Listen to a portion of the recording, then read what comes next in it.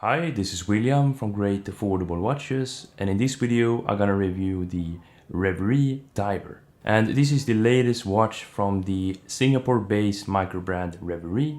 And as always, let's start off with the specifications first. The case size is 40mm in diameter, the lug width is 20mm, the lug-to-lug length is around 43mm. It is 12mm thick. The specification says 11, but I measured it and it is actually 12mm thick.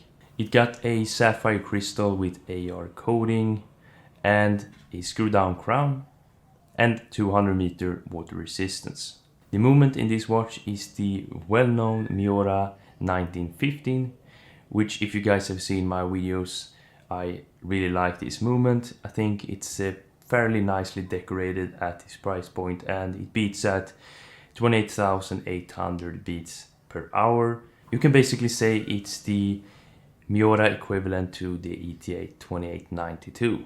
So we can start off with the case of this watch, and as we can see, the case design is a bit more unique than we typically see.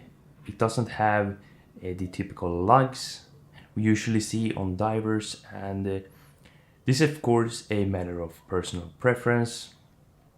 At first I wasn't the biggest fan of this type of case, but I do think it looks really nice and they have pulled it off quite nicely. As we're gonna see later on in the wrist shot, it sits really nicely on the wrist. But if you like this kind of case design or not, that's personal preference. But we got an all brushed case, we got brushed lugs, brushed sides, and with a really nice polished chamfer here in between the brushed surfaces, and I do think that looks really nice. We got a signed screw down crown, and the logo here on the crown is actually very nicely made. The logo in itself is of high quality. It looks really good. We also got a 120 click unidirectional bezel, which is really tactile.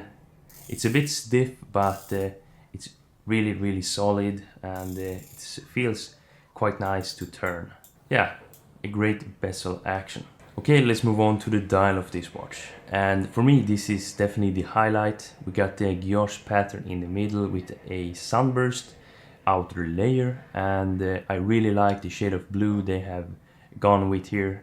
I think it looks really nice. And we also got applied markers and a turquoise second hand. It's a fairly interesting choice of color, but it do look really nice together with the blue dial. And there are also two additional dial colors, including a black dial. But I do think the blue dial is definitely my favorite, and yeah, it looks really nice in person. And as I said in the beginning, we got the Miyota 9015 movement, which is a very popular microbrand movement these days. I think this is definitely a step up from the Seiko NH35, which is in turn based on the Seiko 7S26. But the Miyota 9015 is a pretty thin movement. I think it's a nicely decorated movement in its price range, and it performs quite well. It is, in my experience, a really nice and solid movement. I have had a lot of watches with this movement, and in my opinion, I would definitely go for the Miyota 9015 instead of the Seiko NH35. But yeah, the Seiko is of course an excellent movement as well. So we can do a quick wrist shot so you can see how it looks on my wrist. Okay, here it is, and my wrist is 7 inches, and this watch sits really nice. It sits pretty flat on the wrist, so it's really comfortable to wear, and the bracelet is also really nice. We got a Submariner style clasp, which is of course really nicely made. It's pretty common to see this type of clasp on microbrands, but yeah, an excellent clasp in my opinion.